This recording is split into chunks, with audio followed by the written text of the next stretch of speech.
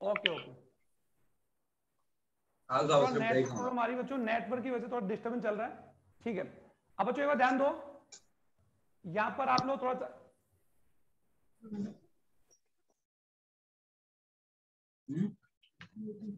बच्चों आवाज आ रही है क्या? Yes sir. Yes sir. Yes sir. आवाज आ रही है, आवाज Yes, चलो।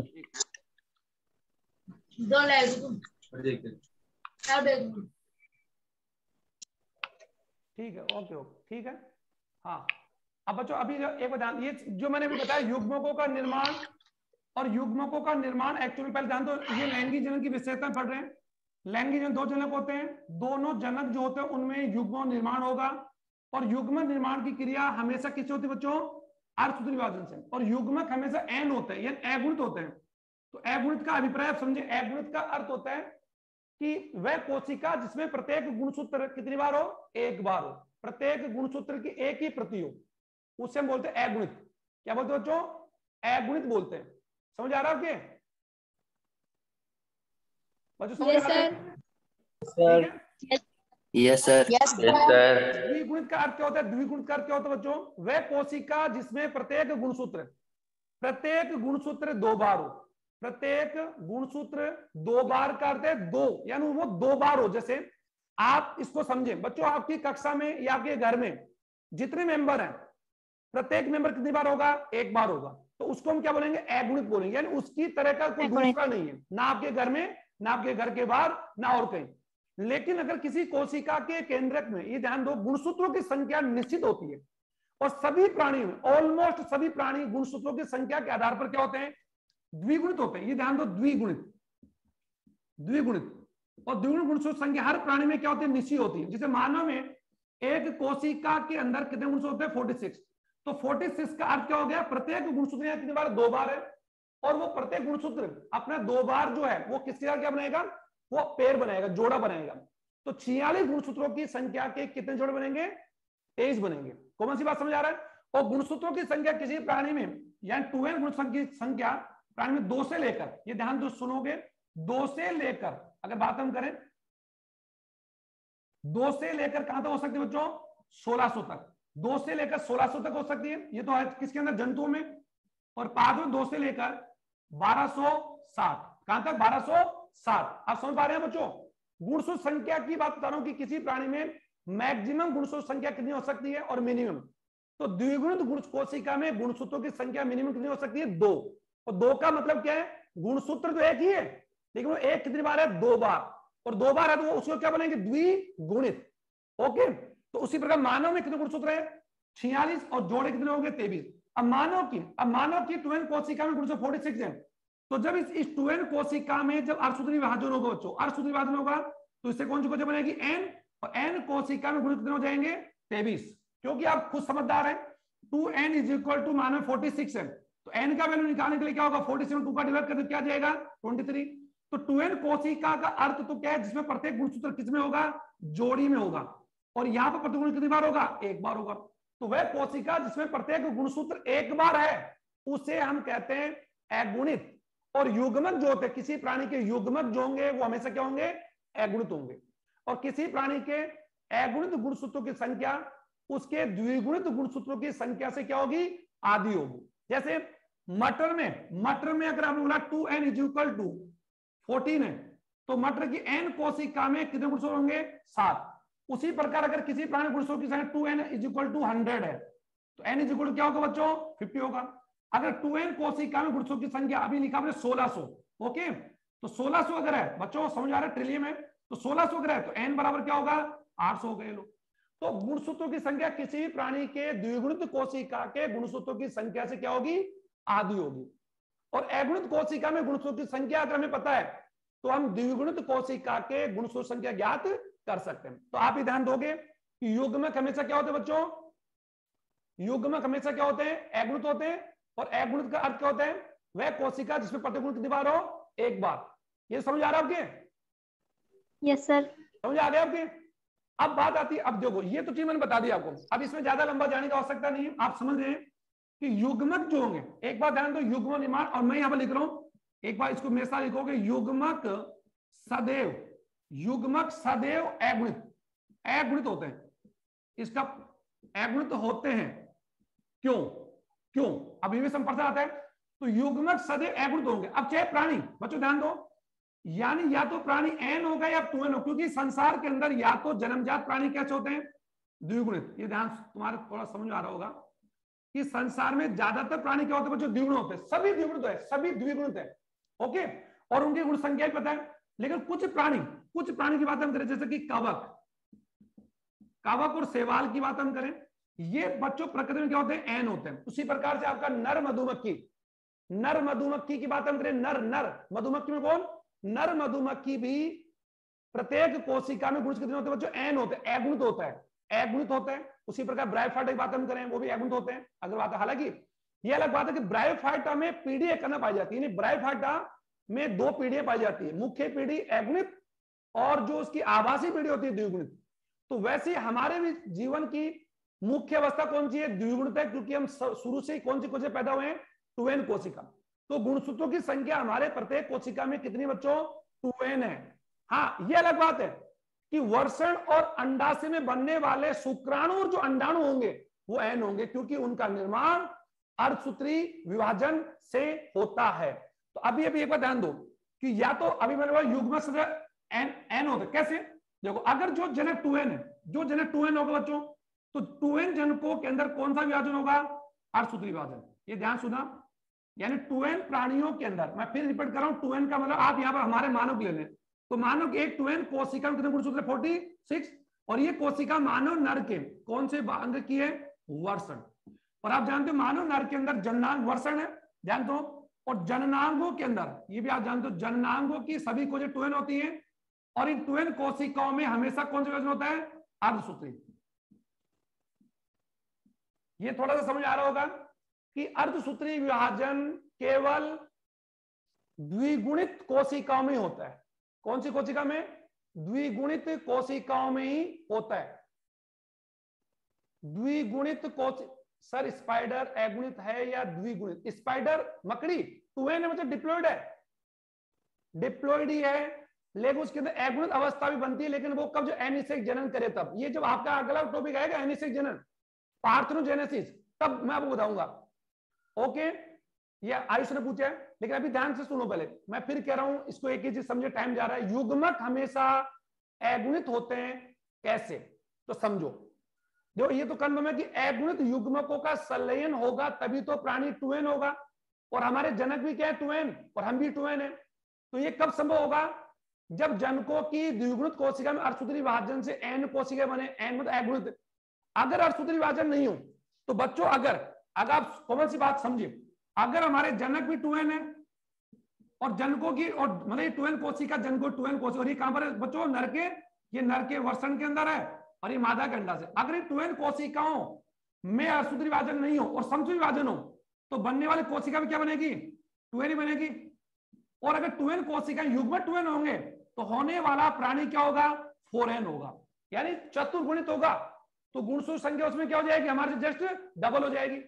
तो बच्चों, जब गुणसूत्र संख्या डबल हो जाएगी तो डीएनए डबल हो जाएगा, और डीएनए जब डबल हो जाएगा तो वो प्राणी या वो जाति क्या हमारी तरह होगी, क्या नहीं, क्योंकि मानव में गुण संख्या 46 है।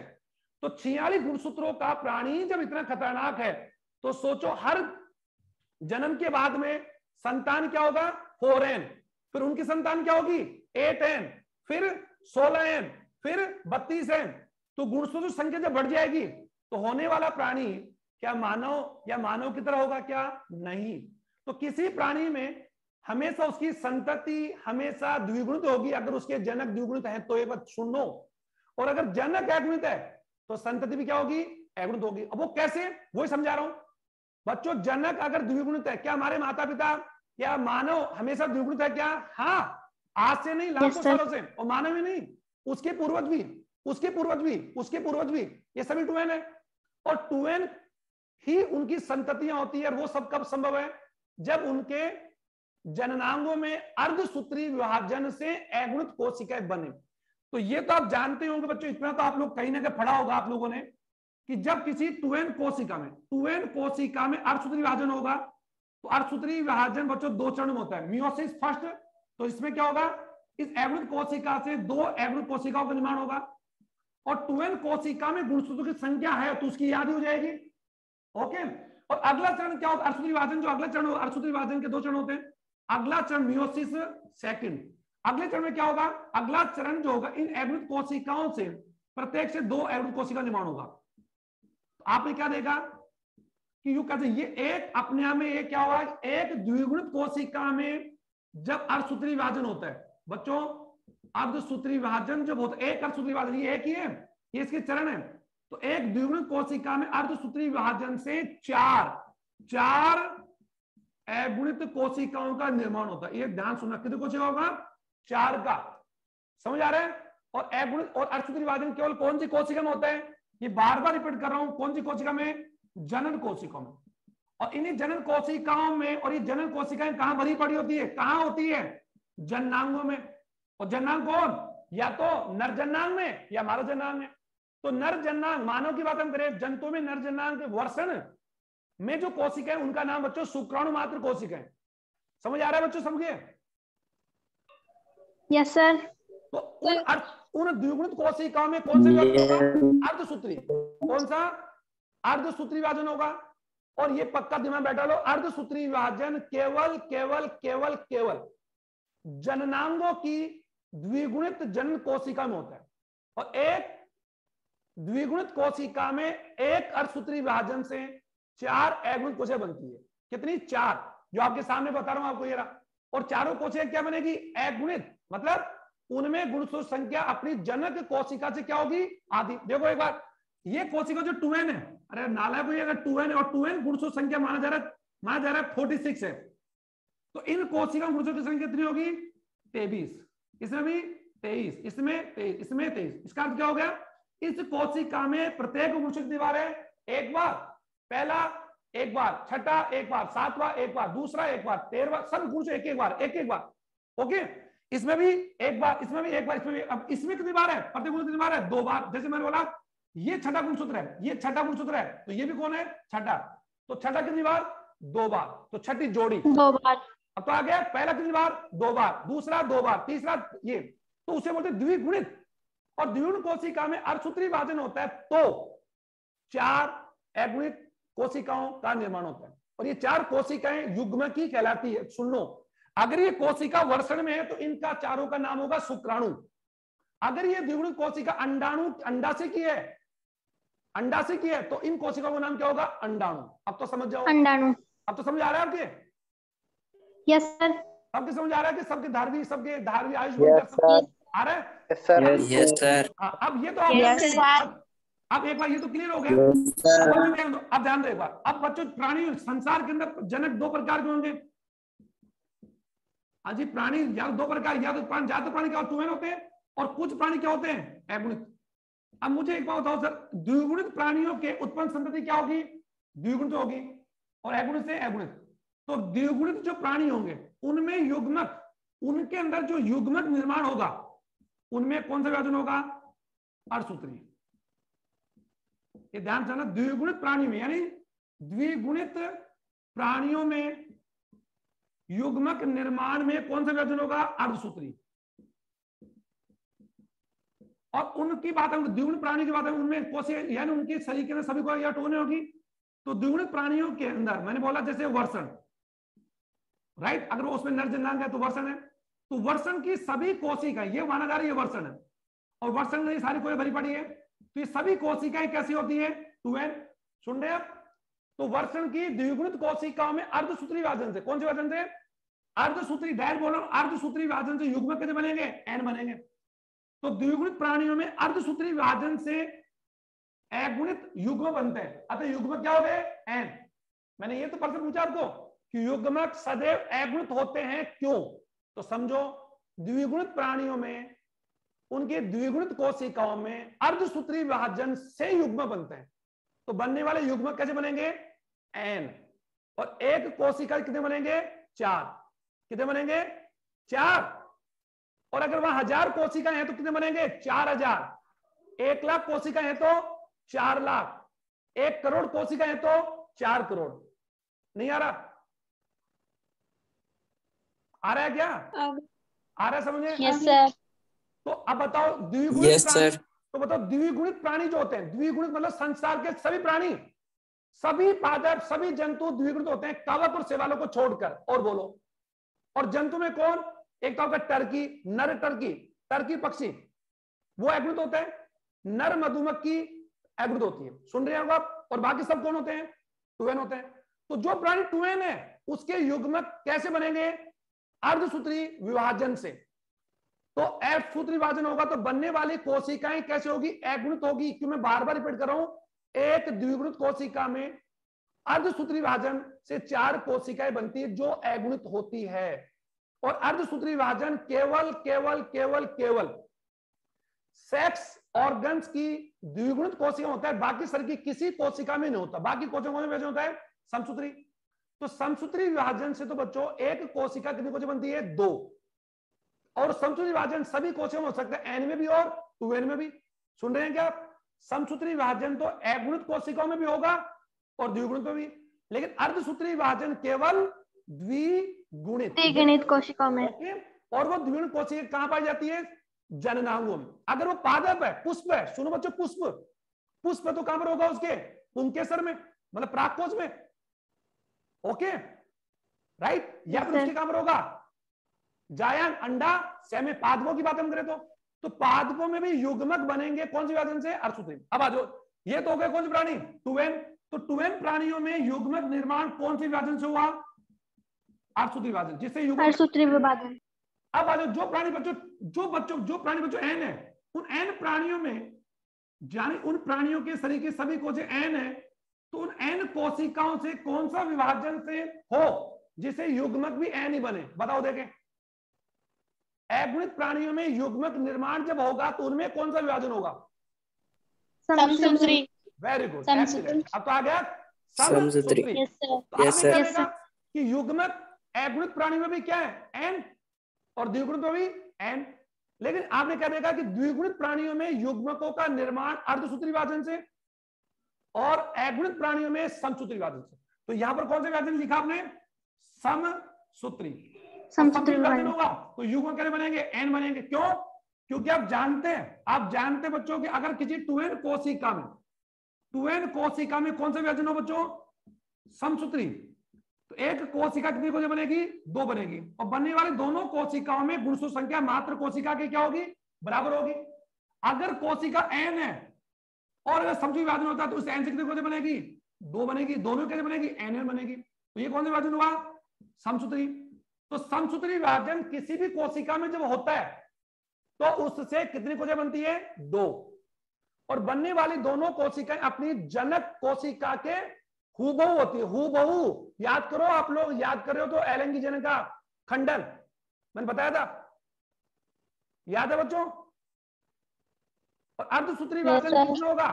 अर्धसूत्री विभाजन द्विगुणित कोशिका। तो अभी आपका टाइम ज्यादा मैं ले रहा हूं, इसको समझ जाऊंगा, लेकिन अभी क्लास में खत्म करूंगी, क्लास भी और होने वाली है। लेकिन अभी आप लोग निषेचन, पूर्व निषेचन क्रिया में अभी तक आपने केवल क्या पढ़ा? युग्मकों का निर्माण। और युग्मक हमेशा एगुणित होते हैं और युग्मकों का निर्माण द्विगुणित प्राणियों में तो अर्धसूत्री विभाजन से और एगुणित प्राणियों में समसूत्री विभाजन से होता है, जिसके कारण युग्मक हमेशा एन ही बनते हैं। अब एक बार और सुनो, अगर युग्मक एन बनेंगे बच्चों, ध्यान दो, ये अगर ये 2n प्राणी है और ये 2n प्राणी है, ये ध्यान दो, और ये 2n कौन है? नर है। और ये 2n कौन है? मादा। और ये हमने ले लिया, किसकी बात चल रही है? मानव की, मानव बात चल रही है। अब मैं बोला मानव ये नर बच्चों, तो मानव नर की 2n कोशिका, यानी ये 2n कोशिका उसके कौन से अंग की बता रहा है? वर्षण। क्योंकि अगर वो 2n है तो इसमें गुणसूत्र कितने होंगे? 46। इसमें कितने होंगे? 46। अब नर में क्या होगा? 44 प्लस XY। इसमें क्या होगा? 44 प्लस XX। अरे ये तो फर्क है। तो मानव नर के वर्षण में सभी कोशिकाएं कैसी है? 2n ही है नर। तो मानव नर के वर्षण में बच्चों 2n कोशिकाओं में कौन सा विभाजन होगा? अर्धसूत्री विभाजन। अरे अर्धसूत्री विभाजन। और अर्धसूत्री विभाजन होगा तो उससे क्या बनेगा बच्चों? बताओ देखे। शुक्राणु। और शुक्राणु यहाँ पर क्या बने? एन बनेगा। और शुक्राणु यहाँ पर और कोई नहीं बल्कि, अरे इसका नाम नालायक को क्या नाम होगा? नर युग्मक। और नर युग्मक है। ये नर क्यों आया? क्यों नर में बन रहा है? और युग्मक है, अतः ये कैसे होगा, एन होगा। अब बताओ हमारी 2n कोशिका में गुणसूत्र 46 होते हैं, तो इसमें कितने होंगे, 23 होंगे। और वो 23 क्या होंगे, 22 प्लस एक्स या 22 प्लस वाई। इसमें प्रतिगुण कितनी बार है, 2 बार, इसमें कितनी बार है, 1 बार। सुन रहे हो आप? अच्छा, अब इस मादा के अंदर, मादा में जनांक कौन होगा, अंडाशय। अंडाशय। तो मानव मादा की अंडाशय में सभी को 2n बनी पड़ी है, और इनमें कौन सा विभाजन होगा, सूत्री। तो अंडाशय में क्या बनेंगे, अंडाणु बनेगा, और अंडाणु भी क्या होगा, एन होगा। अब बात आती है शुक्राणु भी क्या है, एन, एन बोले तो अगुणित, अगुणित, और अंडाणु भी अगुणित। तो अगुणित अंडाणु और अगुणित शुक्राणु का संलयन जब होगा, तो बताओ उनके संलयन जो कोशिका बनेगी वो क्या होगी, 2n। अभी 2n कोशिका से होने वाला शिशु जो होगा वो n होगा कि 2n होगा, 2n। और अगर ये अर्धसूत्री विभाजन नहीं होता तो सोचो एक बार, आप सोचिए अगर लैंगिक जन्म में अर्धसूत्री विभाजन नहीं होता और युग्मक अगुणित नहीं होते, क्या होते, 2n होते, तो होने वाली संतति क्या होती, 4n, 4 गुणित होती, 4 गुणित, यानी प्रतिगुण कितनी बार होता, 4 बार। फिर उनसे होने वाली संतति क्या होती, 16 गुणित, 8 गुणित, बताए ना। लेकिन कैसा होता है क्या, अरे हमारे नहीं होता, हमारे पूर्वज थे 2n, और हम भी क्या है 2n, आने वाली संतति क्या होगी, 2n। क्यों, क्योंकि लैंगिक जनन के दौरान कौन सा विभाजन होता है, अर्धसूत्री।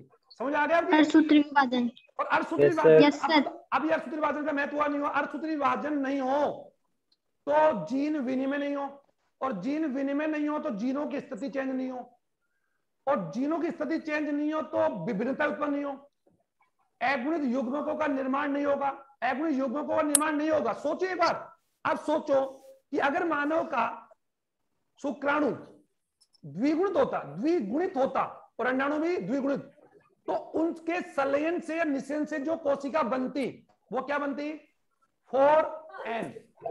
तो बताओ क्या वो बच्चा अपने माता पिता की तरह होता है, नहीं, बच्चों को दुनिया का ऐसा बच्चा पैदा होता जो कभी पैदा ही नहीं हुआ, और वो बताओ क्या मानव जैसा होता, नहीं, क्योंकि मानव में मानव के सभी गुणों का नियंत्रण कितने गुणसूत्र करते हैं, 46।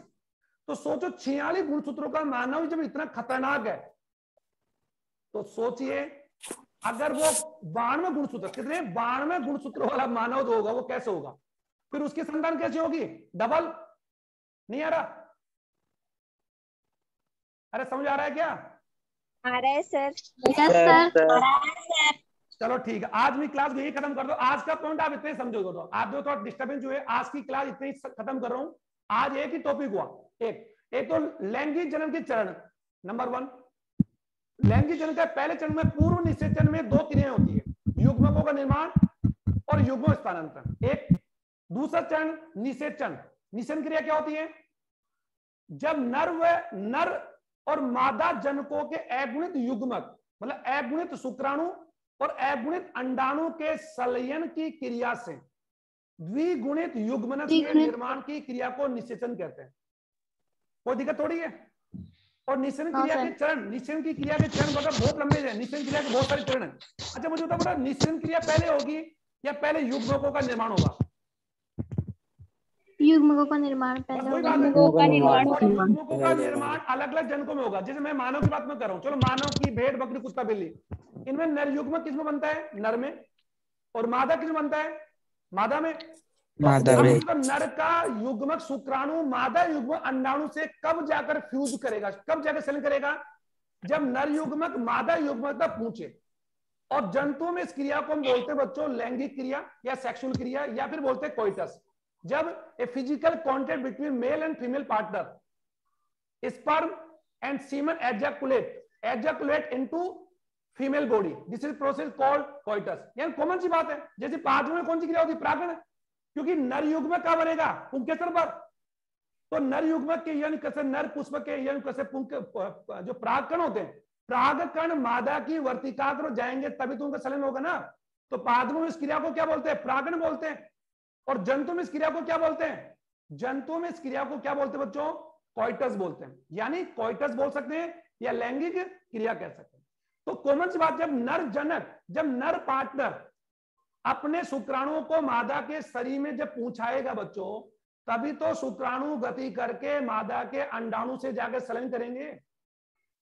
समझ आ रहा है? तो उस क्रिया को क्या बोलेंगे? युग्मकों का स्थानांतरण। ठीक है। अच्छा, अब युग्मक स्थानांतरण होने के बाद अब युग्मकों का क्या होगा? संलयन। तो नालायकों युग्मकों के संलयन को तो तुम खुद ही बोलते हो, फर्टिलाइजेशन बोलते हैं, निषेचन बोलते हैं। तो निषेचन हो गया। अब निषेचन होने के बाद में अब क्या होगा? युग्मनज का निर्माण होगा और युग्मनज में समसूत्री विभाजन होगा और क्या बनेगा? बहुकोशिक भ्रूण। और उस बहुकोशिक भ्रूण का जब विकास पूरा हो जाएगा तो क्या होगा? शिशु का जन्म। अब बात आती है कि अगर वो युग्मनज पादपों का है, समझ आ गया? तो पादपों में भ्रूण के निर्माण के बाद कौन सी क्रिया होती है? अंकुरण होती है। और सब जानते कब होता है अंकुरण? जब बीज को हम खेत में डालते हैं। डालते हैं ना? अरे डालते हो ना? Yes sir. और अगर उस बीज को हम खा जाए,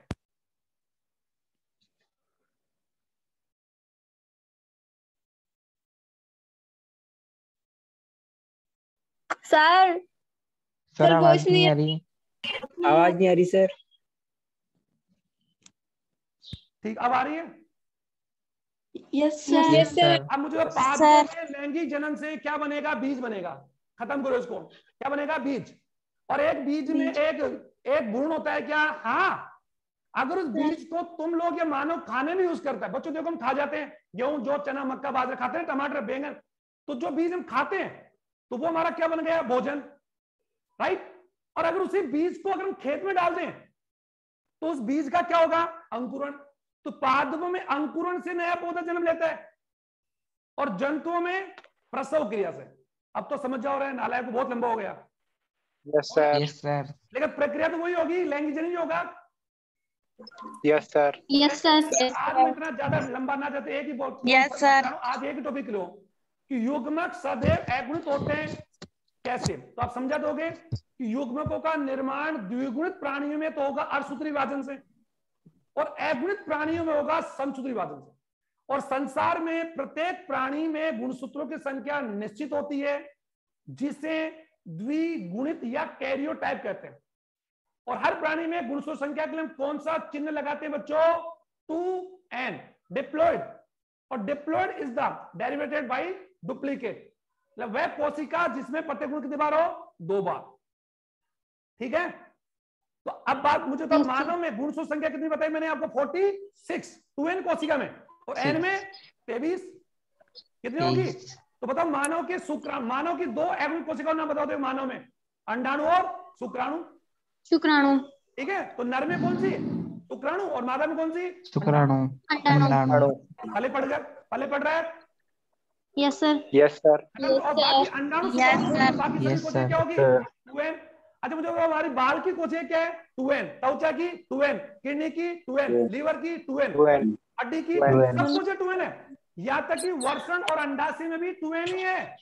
लेकिन बच्चों 10 से 12 वर्ष के बाद में उनमें कौन सी क्रिया चालू हो जाती है? अर्धसूत्री, जिसे क्या नाम बताया मैंने आपको? कल लिखा था मैंने, यौन अवस्था, प्यूबर्टी, किशोर अवस्था का प्रारंभ। और किशोर अवस्था में क्या जननांगों में युग्म बनना शुरू हो जाते हैं क्या? हाँ। Yes sir. अब तो समझ आ गए हो। चलो इसको खत्म करो। थैंक यू बच्चों। ठीक है। Bye sir. Thank you sir. Thank you sir. एक बात और बताओ, Thank you.